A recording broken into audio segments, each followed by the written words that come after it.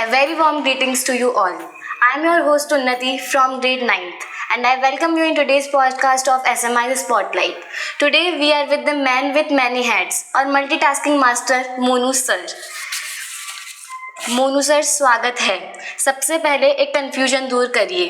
आप junior wing coordinator हैं जो मैनेजमेंट देखते हैं, हिंदी टीचर हैं जो इमोशन समझाते हैं, मैथ्स टीचर है जो लॉजिक सिखाते हैं. आप इंसान हैं या कोई सुपर कंप्यूटर? आप इन तीनों रोल्स को कैसे स्विच करते हैं?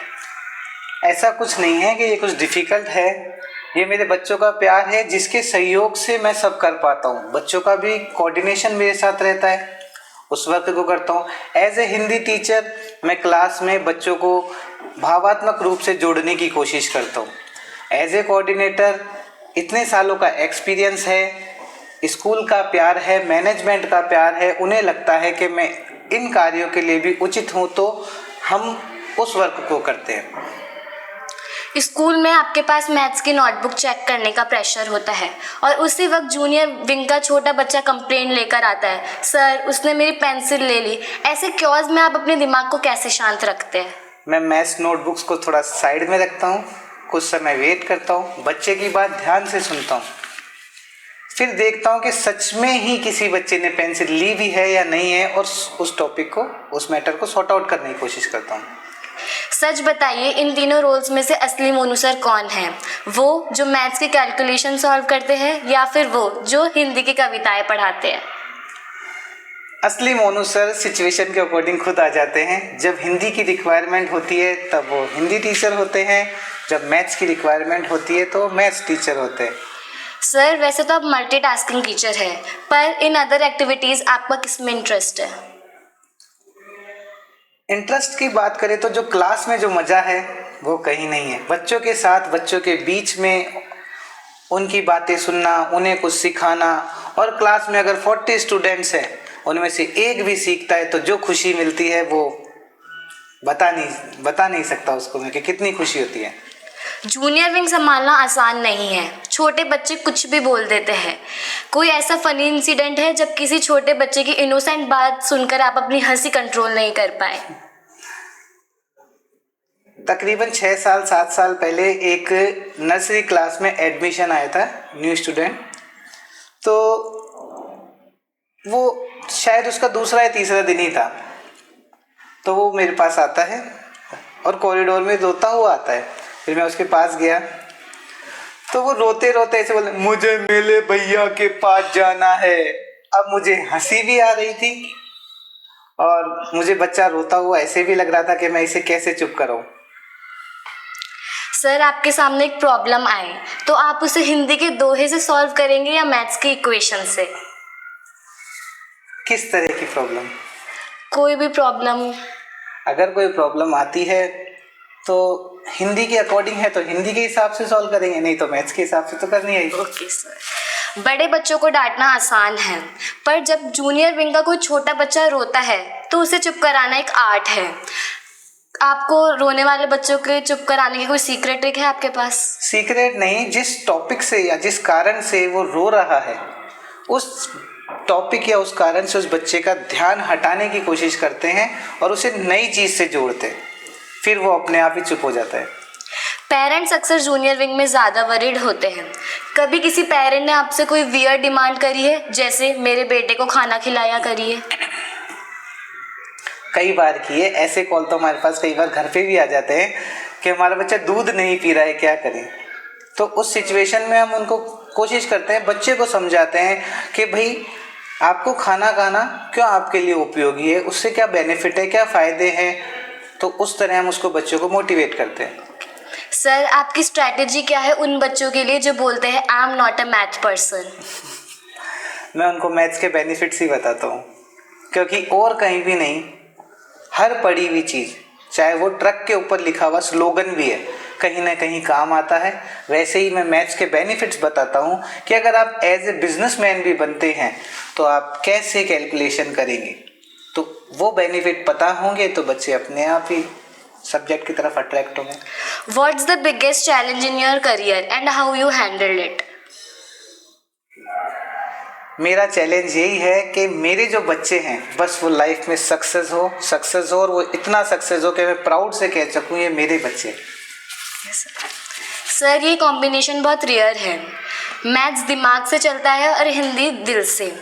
कभी आप क्लास में पढ़ाते टाइम कंफ्यूज हुए हो, लाइक आप हिंदी पढ़ाते टाइम मैथ्स की कैलकुलेशन सॉल्व करने लगे हो, या फिर मैथ्स पढ़ाते टाइम आपने हिंदी का दोहा सुनाया हो?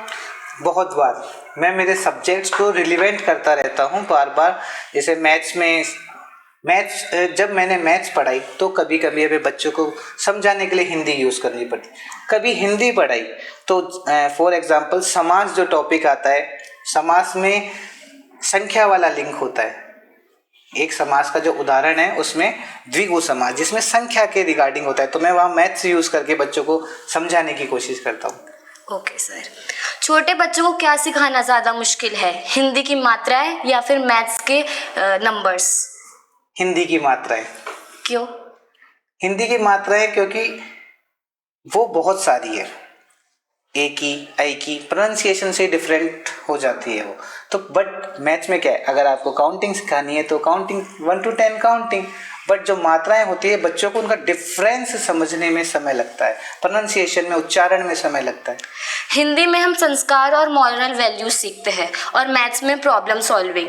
जूनियर विंग के बच्चे के लिए क्या बनना ज़्यादा ज़रूरी है, एक अच्छा इंसान या एक स्मार्ट कैलकुलेटर?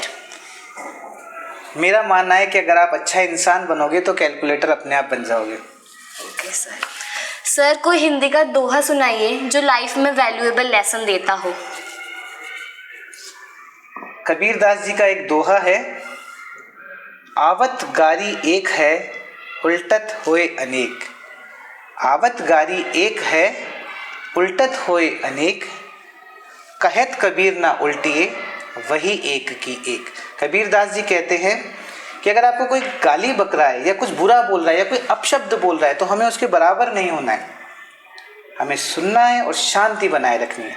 अगर हम उसको रिप्लाई करते हैं, उसको बोलते हैं, उसका जवाब देते हैं तो बात बढ़ती जाती है। तो इसीलिए उस सिचुएशन में हमें अपशब्द नहीं बोलने हैं, हमें गाली नहीं बकनी है, हमें शांति बनाए रखनी है, वो टॉपिक वहीं क्लोज हो जाएगा। Okay sir.